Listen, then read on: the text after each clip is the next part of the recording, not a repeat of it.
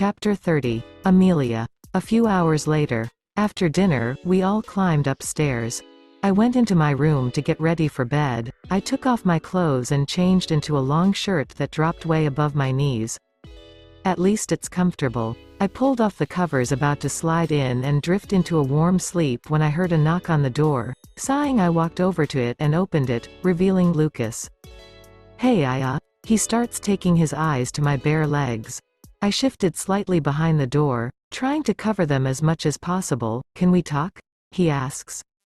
I moved from the door, allowing him to come in. "Thanks," he uttered, as uncomfortable as this might get. "I actually need this talk. I need to know what's going on around here. I feel like I am about to explode from all the secrets and lies." He took his eyes around like he was unfamiliar with the room. "I like your shirt," he says, dropping himself on the edge of the bed. I stepped closer and did the same, but a bit far from him. "Thanks, I guess," I mumbled. He chuckled. "Relax, Amelia, I am just here to talk, that's all," he said. "I can barely get any sleep and Damien for some reason won't speak to me. I just needed to talk to someone, but I can leave if you're not comfortable," he said, and I shook my head. "It's fine, Lucas," I said. "Thanks," he said with a smile before leaning back on the bed. We stayed in an awkward and uncomfortable silence for a while before I decided to break it and speak up. "How come you never talk about Lily's mom?" I asked. "That seems like a good start. She was my girlfriend in college, and one night I met her again in a bar. We got talking, then things got a bit cozy, and the next morning, I woke up and she was gone." He paused, allowing me to fill in the rest. "How did you get Lily?" "A year after, social service came knocking at my door. Apparently she had run off to some town with her boyfriend, leaving Lillian behind in the hospital with my address on her," he said in a sad tone. "I am sorry," I whispered. "I wasn't exactly the right person to judge. I had acted worse in that same situation." He lifted his eyes to me. "I don't regret it, Amelia. Well, I resented the whole situation for a while, but the moment I held Lillian in my arms for the first time, I knew it wasn't a mistake. I was obsessed with her from day one, and it was the best feeling," he said with a moist smile, which had me smiling back and wondering whether to push on the main question. "Do you by any chance know any Danish Rob?" I asked after a while and noticed him turn stern.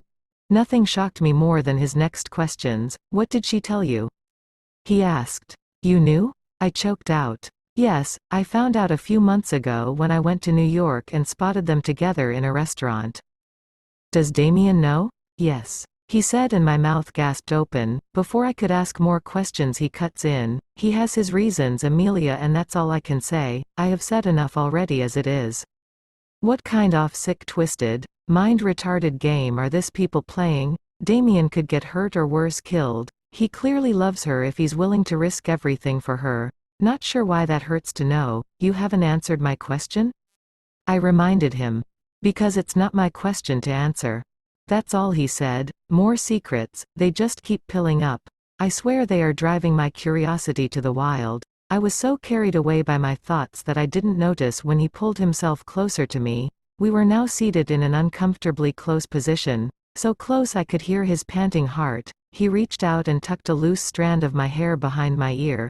He pulled himself a bit closer and stared at me for what felt like hours.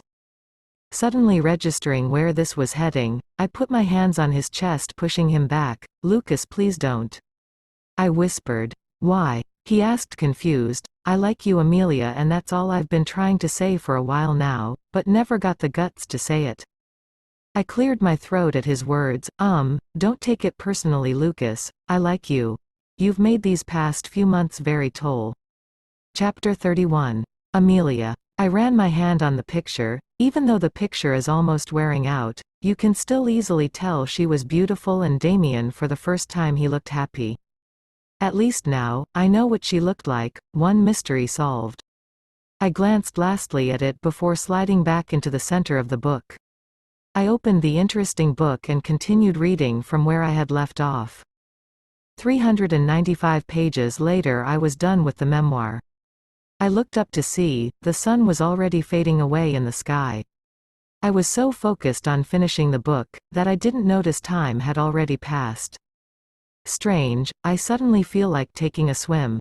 I picked up my empty cup and went back into the kitchen.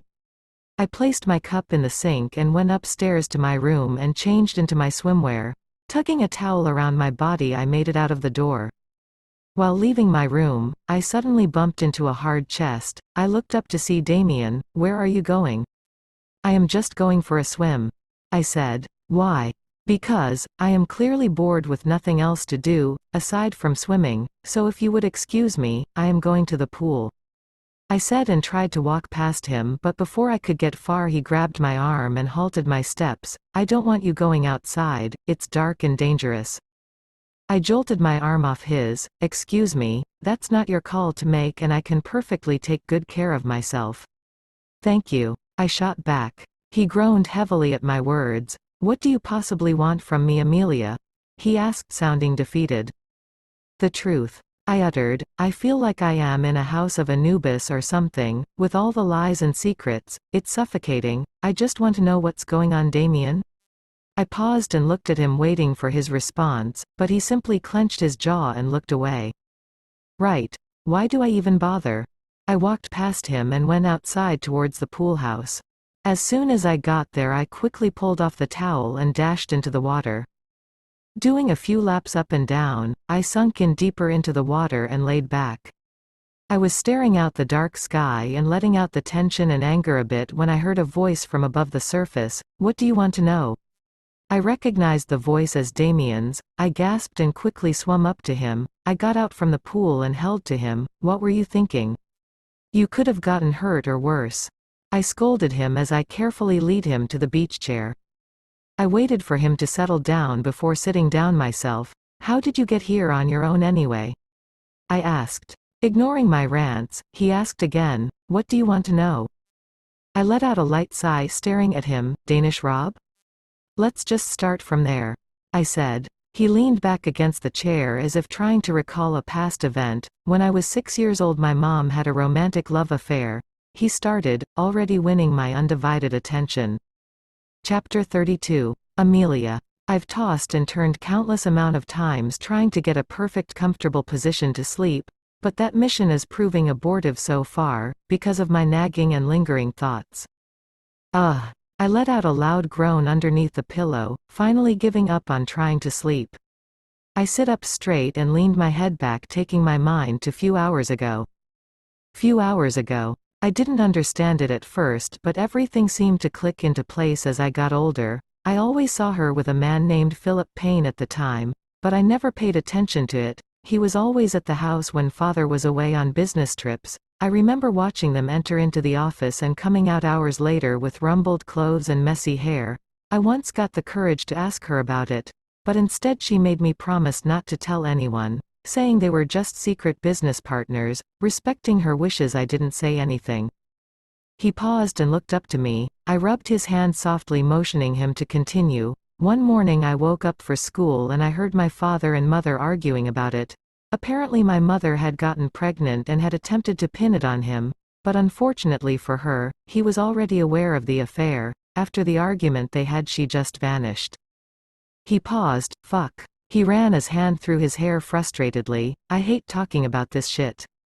He groaned. I sigh. I am probably pushing too hard. It breaks my heart to see him this way. I am sorry, Damien. I didn't know it was this bad. Forget I asked. Come on.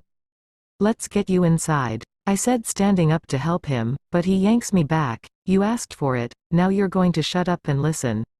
He gritted. I am sorry. I thought talking about it would make things better. I stuttered. He rubbed the bridge of his nose frustratedly, continuing, I was 8 years old when she decided to be back in our lives, but at that time it felt like knowing a stranger. She claimed to have given the baby to some foster home in Georgia and my father accepted her back like nothing happened. My father is a good man and that goodness makes him very weak and vulnerable. He paused and huffed. A week later Philip Payne and his family were found shot dead in their apartment in Georgia. He said the last part and my jaw nearly dropped. Did she? I trailed off, unable to finish. I don't know, he whispered. I always knew Mrs. Gray was evil and manipulative, but I never could imagine her as a murderer or a killer. Surely there's another explanation. I started and he supplied the rest. Yes, Danish Rob is that illegitimate child. They are half-brothers. I swallowed thickly. What does he want? I whispered. Payback. He said, and I held to my belly protectively, suddenly feeling afraid for my baby. He or she is a gray after all.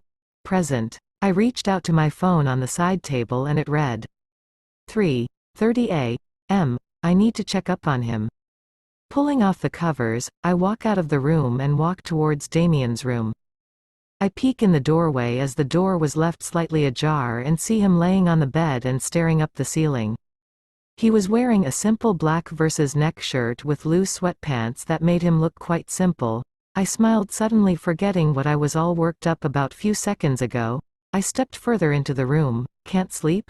He whispers, sensing my presence. Yes. I uttered, my voice barely audible. I am not even sure he heard me. I stepped a bit closer and sat at the edge of the bed. You can stay here tonight. He says. It sounded like he's pleading with me.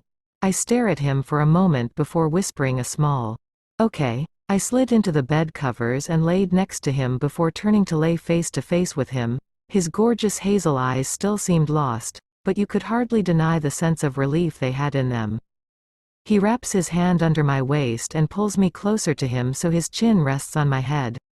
We remained in that warming position in silence. I still had a lot of unanswered questions, the cause of Alina's death for example.